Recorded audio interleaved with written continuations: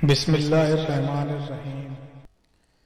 एक बुत परस्त शख्स जिसका नाम आमिर यमनी था, उसकी बेटी जजियाम के मर्ज में मुब्तला थी। वो अपनी बेटी के मर्ज से बेहद परेशान था।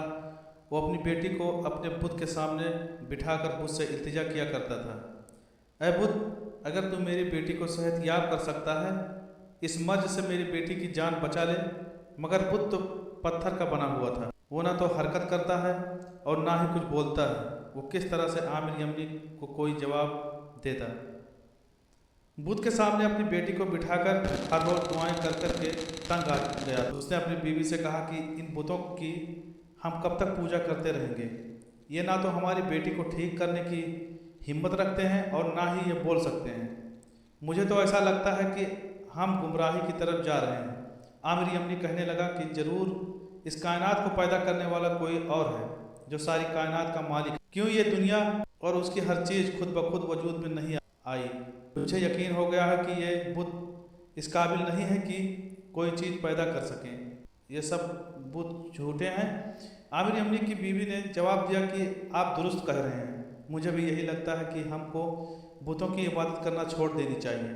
आमिर यमनी ने कहा कि एक रब तक पहुँचने के लिए अल्लाह ताला ने कोई ना कोई तो दुरुस्त हक का दीन मुंतखब किया होगा। उस दिन के बाद आमिर यमनी और उसकी बीवी दीन हक की तलाश बेताबी से करने लगे। एक दिन आमिर यमनी और उसकी बीवी अपने मकान की छत के एक कोने पर बैठे बातें कर रहे थे कि उन्होंने आसमान की तरफ देखा कि उनको आसमान पर नूर सा दिखाई दिया। उन्होंने इस नूर की तरफ देखा तो नूर देखते ही देखते सारे आसमान में फैलता हुआ नजर आ रहा था। उन्होंने देखा कि हर तरफ एक नूर की लहर छा गई थी। अल्लाह ताला ने आमिर यमनी और उसकी बीवी को सीधा रास्ता दिखा दिया था। उन्होंने देखा कि फरिश्ते ने एक घर को अपने घेरे में लिया हुआ है।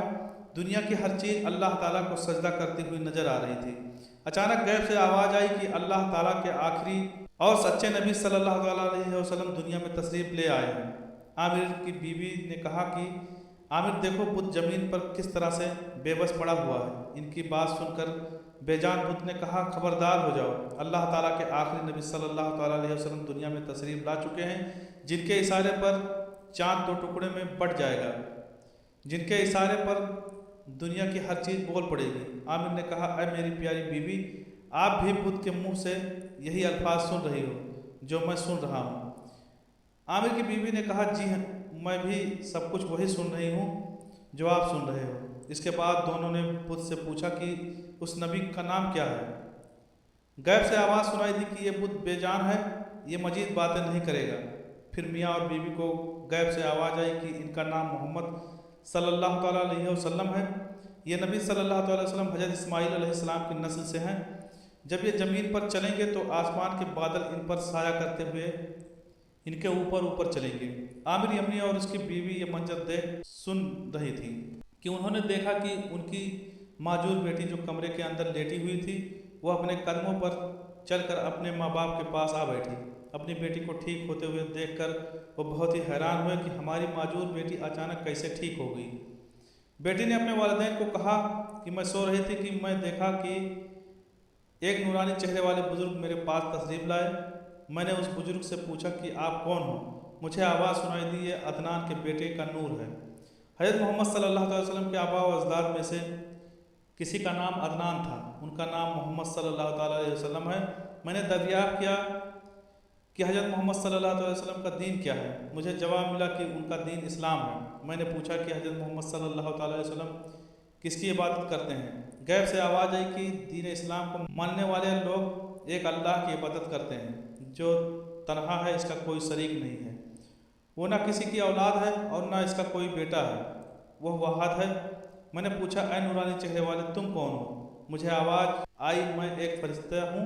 मैंने फरिश्ते से कहा कि तुम मेरी बीमारी और तकलीफ़ से वाकिफ़ नहीं हो। मुझे इस फरिश्ते ने कहा कि अल्लाह ताला ने फरमाया है कि जो भी कोई मुझे मेरे नबी सल्लल्लाहु अलैहि वसल्लम के वास्ते देकर दुआ करेगा, मैं उसकी दुआ ज़रूर कबूल फरमाऊँगा। अल्लाह ताला ने फरमाया है कि मैं अपने नबी सल्लल्लाहु अलैहि वसल्लम के सदक़े तमाम उम्मत को माफ़ फरमा दूँगा। मैंने भी अपने दोनों हाथों को बुलंद किया और अल्लाह ताला से नबी सल्लल्लाहु अलैहि वसल्लम के वसीले से दुआ मांगना शुरू कर दी। या अल्लाह ताला, मुझे नबी करीम सल्लल्लाहु अलैहि वसल्लम के वसीले से ठीक कर दे। दुआ मांगने के बाद मैंने अपने दोनों हाथों को अपने जिस्म पर फेरा तो मेरी बीमारी जाती रही। मैं बिल्कुल ऐसी हो गई थी जिस तरह मैं आपको दिखाई दे रही हूँ। आमिर यमनी और उसके घर वालों ने नबी करीम सल्लल्लाहु अलैहि वसल्लम की निशानियों को देख लिया था। वो घर वाले नबी करीम सल्लल्लाहु अलैहि वसल्लम की तलाश में घर से निकल पड़े। आखिरकार आमिर यमनी, इसकी बीवी और बेटी मक्का मुकरमा में हज़रत आमना रज़ी अल्लाह तआला अन्हा के घर पहुँच गए। दरवाजे पर दस्तक दी। हज़रत आमना रज़ी अल्लाह तआला अन्हा ने पूछा, ऐ दरवाजे पर दस्तक देने वालों, अपने आने की वजह तो बता दीजिएगा।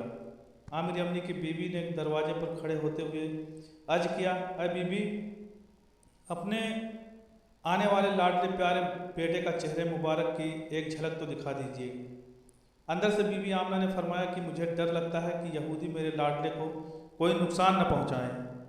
आमिर और उसके घर वालों ने एक जुबान होकर जवाब दिया कि हमने अपना मजहब और बाप दादा का वतन छोड़कर प्यारे आका सल्लल्लाहु अलैहि वसल्लम का दीदार करने के लिए आए हैं। हमको तो ये बताया गया था कि आका दो जहां सल्लल्लाहु अलैहि वसल्लम के दर से कोई खाली हाथ नहीं जाएगा। इनकी बात सुनकर हज़रत आमना रज़ी अल्लाह तआला अन्हा इन सब को हुजूर करीम सल्लल्लाहु अलैहि वसल्लम के कमरे में ले गईं जहां आप सल्लल्लाहु अलैहि वसल्लम लेटे हुए थे। जब आमिर यमनी और उसकी बीवी बेटी कमरे में दाखिल हुई तो कमरा नूर से रोशन था। उनकी ज़ुबान पर भी अल्लाह ताला का जिक्र शुरू हो गया। जब आप सल्लल्लाहु अलैहि वसल्लम के चेहरे मुबारक से पर्दा हटाया गया तो आमिर यमनी और उसके घर वालों ने ज़ोर ज़ोर से रोना शुरू कर दिया।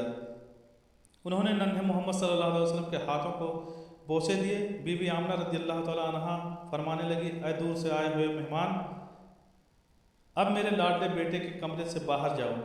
इनका दिल नहीं कर रहा था, फिर भी वो आप सल्लल्लाहु अलैहि वसल्लम के कमरे से बाहर आ गए थे। आमिर यमनी नूरानी चेहरे का आशिक बन चुक गया था। जब वो घर से बाहर आए तो आमिर यमनी बहुत ही बेचैन हो गया। यमनी ने रो रो कर पुकारा कि मुझे आका दो जहां सल्लल्लाहु अलैहि वसल्लम का फिर से दीदार करवाया जाए।